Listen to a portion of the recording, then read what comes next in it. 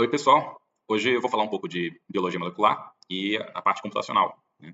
Por que que a gente usa computadores para processar toda essa informação e começar a entender a biologia? Biologia é um fluxo de informação e é importante entender as moléculas bioquímicas por trás disso para que a gente comece a fazer sentido, né? Onde a gente está investigando dentro da bioinformática. Falando um pouco do dogma central da biologia molecular, né? As principais moléculas envolvidas nesse fluxo de informações é o DNA, o RNA e as proteínas. O DNA é onde as informações estão preservadas, é onde permite a hereditariedade, né, de informações genéticas serem passadas de pai para filho, de célula para célula, e é uma molécula que é bastante conservada. Ela quimicamente é bastante estável e você consegue investigar bastante coisa de como são passadas as informações ao longo de gerações, montando árvores filogenéticas, ou seja, consegue começar a ver o que tem de igual, o que tem de diferente a partir dessas informações do DNA. O DNA, para formar as proteínas, né, ele passa por um processo de transcrição, onde as letrinhas lá que formam a sequência de DNA vira, em vez de ATCG, que é do DNA para o RNA, é a AUCG, aí seguindo a ordem, né, de transcrição, ele vai formar uma fita de RNA mensageiro, e a cada 3 letrinhas dessa, você consegue codificar um aminoácido, que é como são formadas as proteínas. Então, lá dentro da célula tem algumas organelas, né, que permitem esse processo. Dentro da replicação e da transcrição, você tem as polimerases, que formam essas fitas de DNA e de RNA. E para formar as proteínas, você tem os ribossomos, que vai pegar de 3 em 3 e vai colocando os aminoácidos para formar as proteínas. Dependendo da sequência de aminoácidos, você vai ter diferentes funções catalíticas, enzimas, às vezes nem proteínas estruturais, que formam as células, formam os tecidos e formam os diferentes seres vivos que habitam a nossa Terra. É importante dizer que, no começo, as pessoas pensavam que as informações genéticas, né, como que era passado as informações de pai para filho, era através das proteínas. Mas, a partir de investigações do século passado, Watson e Crick descobrindo a dupla hélice, né, que é a estrutura do DNA, começou a se entender melhor como que funcionava esse processo e viu que as informações genéticas estavam no DNA. E então, quando a gente fala do genoma, é o conjunto de genes que existem dentro dessas fitas de DNA que pertencentes a algum organismo, e o proteoma é o conjunto de proteínas, né? E como foi o desenvolvimento da bioinformática? Eu trouxe aqui esse artigo, né, que fala um pouco, uma breve história da bioinformática.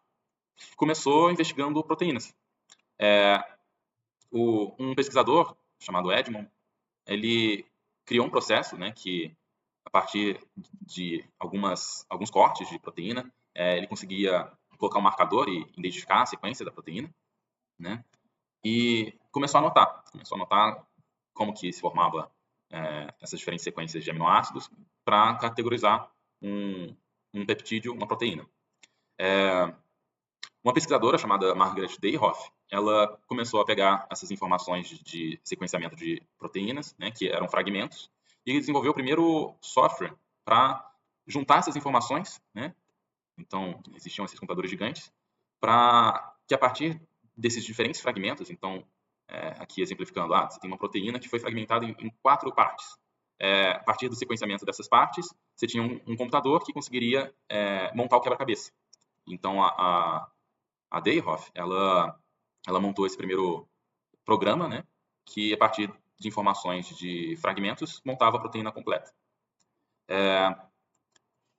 Foi criado alguns bancos de dados de proteína nessa época. A primeira proteína a ser totalmente sequenciada foi a insulina, que para quem conhece, né, diabetes, a insulina é muito importante para controlar a glicose no sangue. E começou a ter bases para conseguir comparar uma proteína com outra, o que existia de similaridade, o que existia na evolução, né, entre diferentes organismos para permitir que diferentes proteínas fossem formadas com diferentes funções. Começar também a entender a evolução. Então começou a se construir árvores filogenéticas, né, que comparava essas informações entre diferentes espécies e via onde estava conservado e onde existiam algumas diferenças. E aí isso começou a ajudar, né, não a ter esses estudos da evolução não só por forma anatômica, mas também por um processo informático, né, de entender as informações que estão ali, conseguir comparar e ter uma fundação bem fundamentada, né, sobre as bases moleculares que compunham esses estudos. Com o desenvolvimento do sequenciamento do DNA, né, que demorou um pouco mais para conseguir ser feito, começou a ter bancos de dados de DNA, né, e mais informações começaram a serem compiladas em bancos de dados. Né. Em relação a bancos de DNA, tinham 3 grandes iniciativas que compilavam essas informações, um nos Estados Unidos, um na Europa e um no Japão, que formaram 3 bancos de dados. Naquela época, se você quisesse estudar mais sobre algumas sequências, essas organizações eles tinham as memórias, né, contendo essas informações. Se você quisesse começar a estudar, você pedia CD-ROMs e outras formas de mídia para começar a pegar essa informação e processar, né, nos diferentes laboratórios. Na década de 70, então, foi esse início da bioinformática. Para começar a fazer as comparações, tinha os alinhamentos, então começou também muito trabalhos estatísticos para onde que tem o match, onde que tem o mismatch, né? Quando você compara duas sequências, elas precisam montar esse quebra-cabeça, né? Onde está conservado, onde não está conservado. E muitos programas, eles precisavam ter uma facilidade de acesso, né? Então, os pesquisadores, eles publicavam essas diferentes ferramentas de bioinformática, esses diferentes dados, mas tinham muita colaboração. E na década de 80, começou a surgir algumas linguagens de programação abertas para ajudar a ciência. Na década de 80, teve um grande projeto de dados abertos, né, de softwares abertos, com o Unix, né, e como os bioinformáticos daquela época estavam nesse contexto acadêmico, eles começaram a usar também esse sistema operacional, né, que é aberto, para criar os primeiros programas de alinhamento, de descoberta de informações dentro desses códigos genéticos. Então você tinha esses diferentes programas sendo gerados, novas sequências sendo sequenciadas, e surgiu a ideia de sequenciar o genoma humano. Então, no projeto do genoma humano, existia um órgão público, o NIH dos Estados Unidos, e um órgão privado, a Celera, competindo por recursos para conseguir sequenciar o genoma humano. Eles tinham diferentes formas, diferentes técnicas, né, que eles usavam dentro do laboratório para pegar esses fragmentos de DNA e começar a construir, né, o genoma. Mas eles precisavam também de programas, de algoritmos sendo criados para processar toda essa informação e combinar dentro de um banco de dados do genoma humano. Dependendo da técnica que eles usavam, diferentes informações poderiam ser cruzadas, né? Então, existia, no final do sequenciamento, uma disparidade entre os dois, mas através de uma colaboração, né, e também programas de bioinformática, se chegou no genoma humano completo.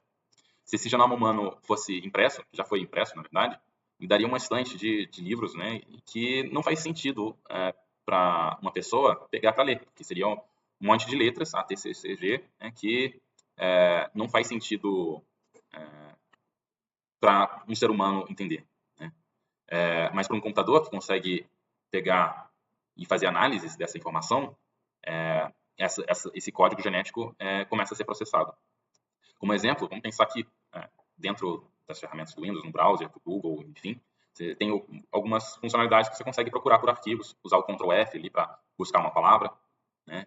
E aí o desenvolvimento dos bancos genéticos, junto com as ferramentas de bioinformática, começou a permitir fazer análises mais complexas dentro desse genoma. Então, além de você conseguir procurar por genes, começa também a criar relação, né, entre genes, começar a entender como funcionavam algumas rotas metabólicas, onde que era ativado ou desativado algum gene, onde estavam as similaridades entre alguma informação genética, né?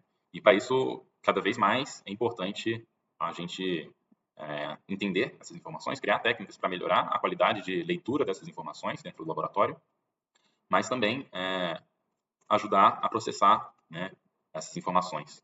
Aqui é uma evolução do total de sequências que existem dentro de bancos de dados, né? Então, o GenBank, que é um dos principais bancos de dados de informações genéticas, ele, na ordem de milhões de sequências já foram depositadas lá dentro, né? Então, isso dá uma ideia das informações que a gente consegue investigar lá dentro.